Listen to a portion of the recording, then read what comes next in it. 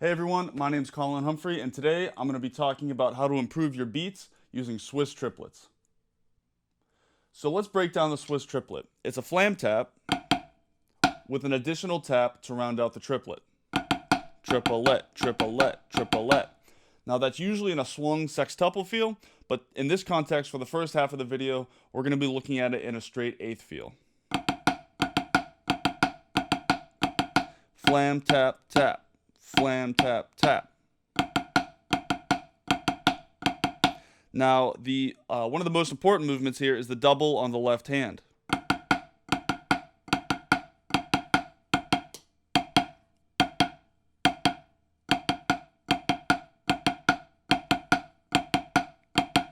And in this context, we're also going to be looking at just left-handed versions. So right, once we get that mastered, the actual triplet itself, we can start adding more notes on the right. Now the right is going to be acting as our hi-hat hand in this instance. So eventually we want to get up to a point where it's just constant, right? But start by adding a few notes. More.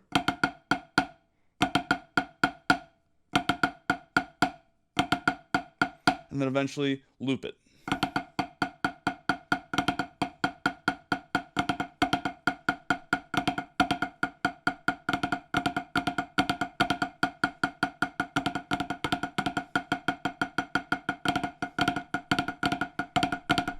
Right? And then you can start adding it on downbeats, upbeats, and the like. Like I said, this is acting as our right hand, and this is something I like to do when I'm on my pad, is to just keep the right hand constant, like it's on a hi-hat or a ride, and play a beat.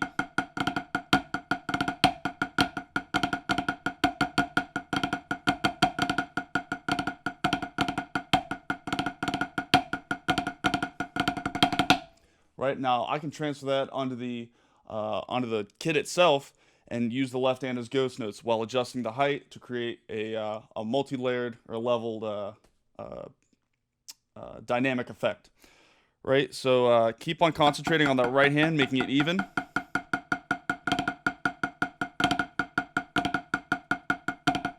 Throw those in. Oh.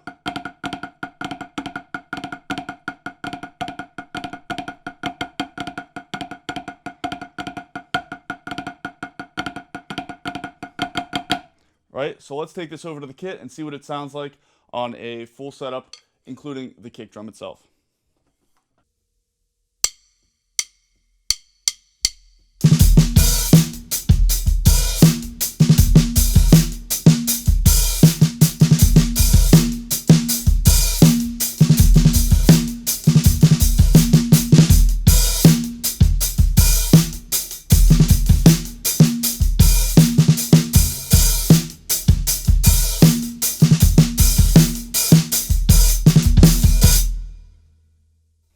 So we're back on the pad, and now we're going to take a look at the swung sextuple version of the same rudiment. Same hand motion, and instead of the right hand being constant in an eighth note pattern, it's a swung pattern.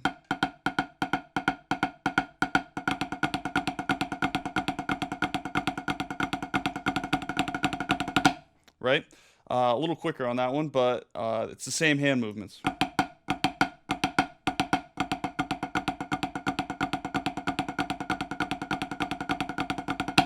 So, like I said, the right hand's just swung instead.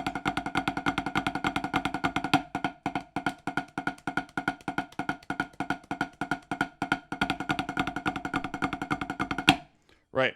So if we move that to a full kit, it's obviously going to be a swung pattern, adding in ghost notes, and then, like I said, adding in those double lefts at the same time. Now, it's important not to lose the hand movements whenever we switch it to the hi-hat. In that last clip I played, I was making sure to concentrate on my left hand because we're not going to get the same bounce out of the respective instruments. I'm not going to get the same bounce out of the hi-hat as I did the snare drum. And also, I was using an even note technique on the practice pad, whereas the hi-hat, I like to add in a little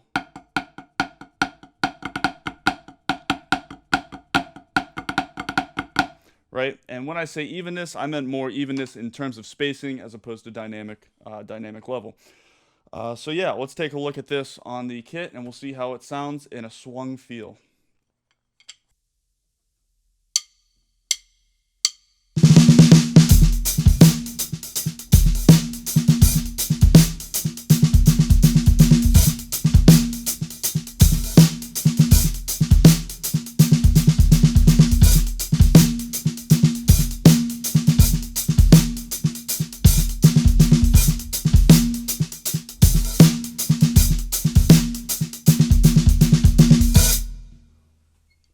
And there we have it. Those are the basics of adding in Swiss triplets into your beats.